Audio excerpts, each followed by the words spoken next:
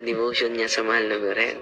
Tapos Mama Mary is continue praying. Natutuwa ako dito talaga. So, nagustuhan ko ito. Kapatid na kadyando, ramihan nyo yung ganitong horror movie. Napakaganda ito. Kikita kayo dyan, mga...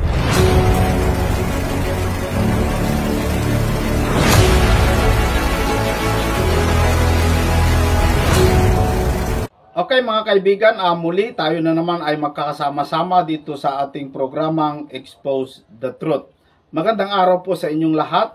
Alam ko kayo po'y masaya at matuwa sa aking mga ipapakita sa inyo ngayon mga kaibigan. Habang ako po ay nanunood sa YouTube, meron pong umagaw sa akin ng pansin mga kaibigan, isang palabas na ito'y pinalabas ng mga taga punto por punto. Nagulat ako sa pamagat ng video dito sa punto por punto nang sabi ay si Satanas walang laban kay Mama Mary. Yan. So, tinignan ko yung video kung ano po yung ginawa ni Mama Mary daw. Bakit wala siyang laban? Pero pinanood ko.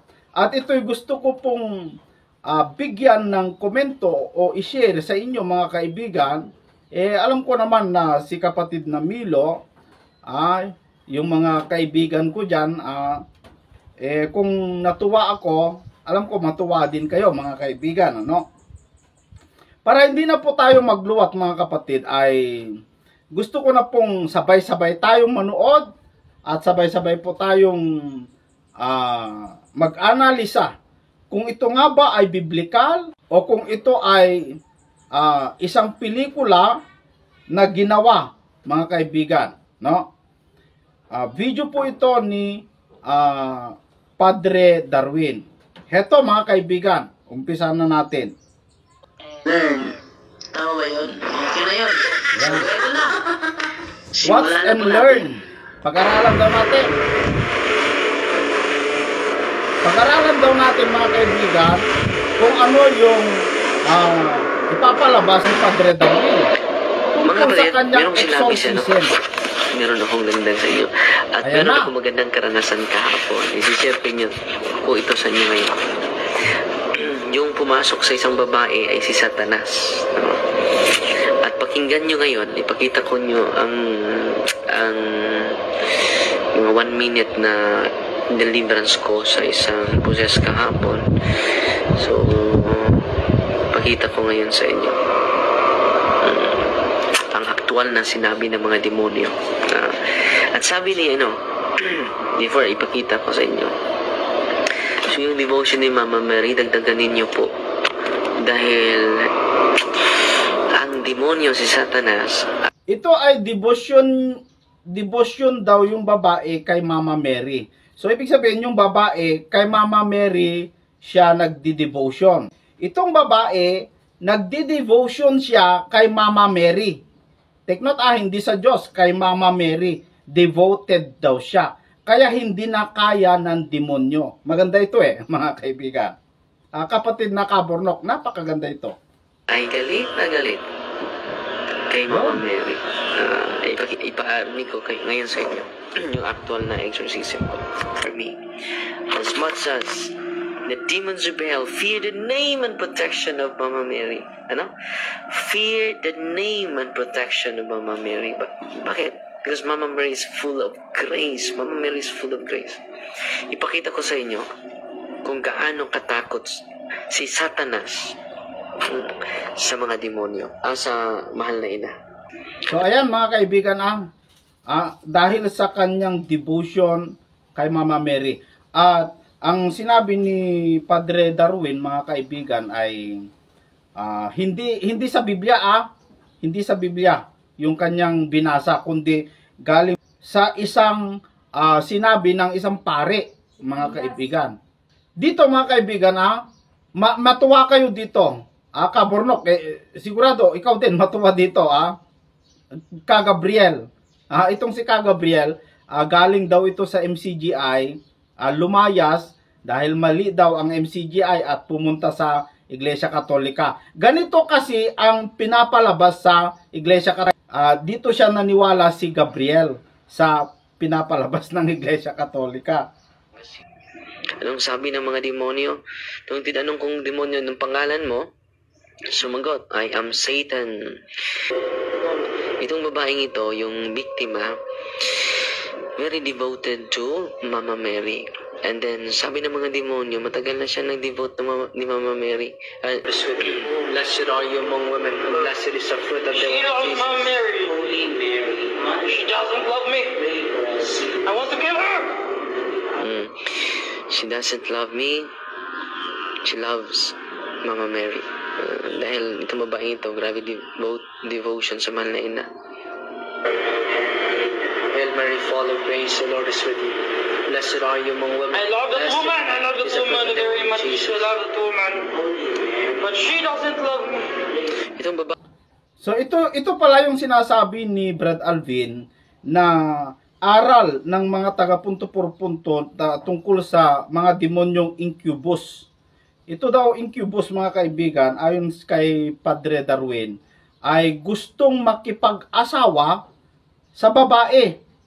Pero hindi niya makuha-kuha dahil devoted siya kay Mama Mary. Hindi sa Diyos, kay Mama Mary, mga kaibigan. Gusto itong incubus na demonyo, ito ay gusto niyang makipag-asawa. Meron pala ganon. Pero tandaan ninyo, mga kaibigan, itong video ito, wala kang maririnig na kahit isang verse sa Biblia. Kasi hindi naman ito practice ng Biblia, kundi ito ay practice ng Iglesia Katolika. So, wala tayong pakialam kung ganyan nga ang practice nila, kasi hindi naman nila sinabi na ito ay biblical, pero ito, nagustuhan ko lang na pinanood dahil horror movie mga kaibigan. Horror movie ito. Maganda to kapatid na Milo, kapatid na Faith. Horror movie ito. Matutuwa kayo rito, no? Wala kang makikita dito na mga karakter, no? Kasi hindi pinakita yung mukha. Pero napakagandang horror ito, mga kaibigan. Incubus. Gusto nilang kunin itong babaeng ito, pero hindi nila makuha dahil sa devotion sa mahal na Birhen. Who's that lady? She's always praying. That lady. So that lady is always praying, that lady. Mama Mary is always praying for this woman. Blessed is the fruit of the womb. I cannot get this woman. Many years I want her, but I cannot. Hail Mary, full of You don't Kapatid know. na Kaborlok, napakaganda. Panoorin mo. Ba't hindi mo napanood yata to, To be my wife. Magandang horror to. Horror movie. For how many years hindi niya makuha itong babaeng ito? Bakit? Dahil sa devotion niya sa mahal na Birhen.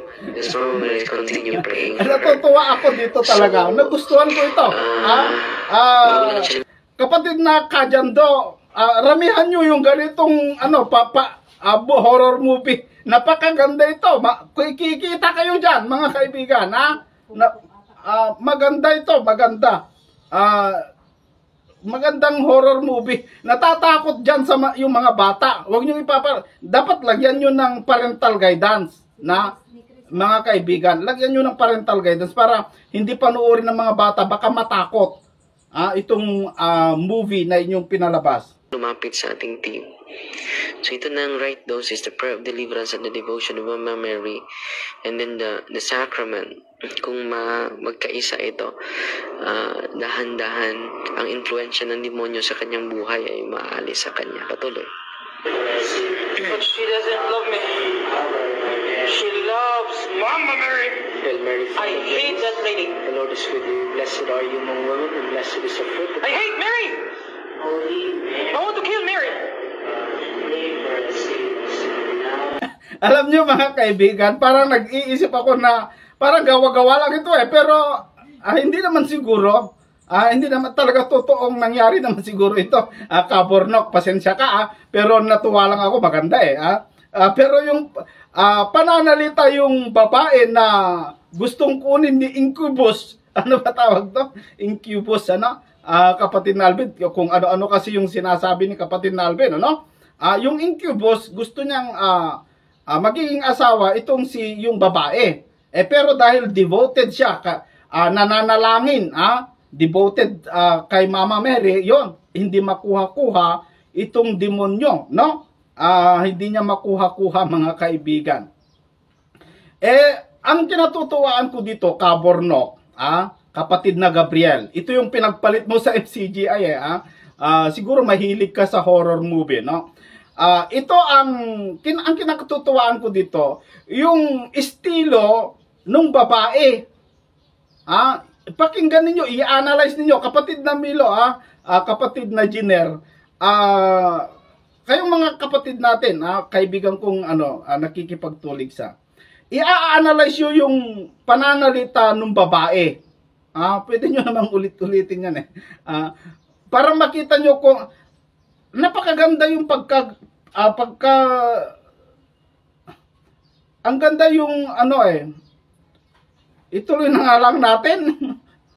But that woman, Lord, it's the Father, to the Son, she and to the loves Holy Mama Spirit. Mary very much. I cannot get this woman. But her mind is Scourging at the pillar.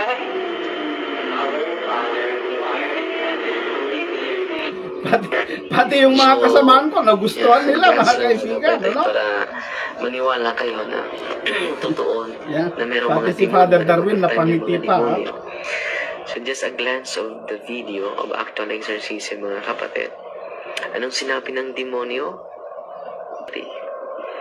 So mga kapatid na nandito, lalo na yung walang panahon sa pagdasal ng rosaryo, pray the rosary every day po. Yan po ang gusto kong ipaabot sa inyo. Babalikin. Yan.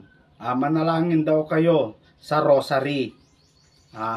Manalangin daw kayo sa rosary. Kapatid na Kabornok, Gabriel, manalangin kayo sa rosary. Sabi ni Father Darwin. Of Mama Mary. Grabe si Mama Mary, no? So, iba talaga. Meron tayong mahal. Yan po, mga Sana kaibigan. patuloy tayo. Grabe daw si Mama Mary. Napaka-powerful, mga kaibigan. Hindi naman ako galit kay Maria. Kasi siya po ang naging ina ng ating Panginoong Jesucristo sa laman, mga kaibigan. Pero wala kang mababasa sa Biblia na manalangin ka kay Maria. Wala. Para matakot ang demonyo sa iyo, kailangan maging devoted ka kay Maria. Wala pa akong nabasa noon. Pero hindi naman ito practice ng Biblia, mga kaibigan. Ito ay practice ng Iglesia Katolika.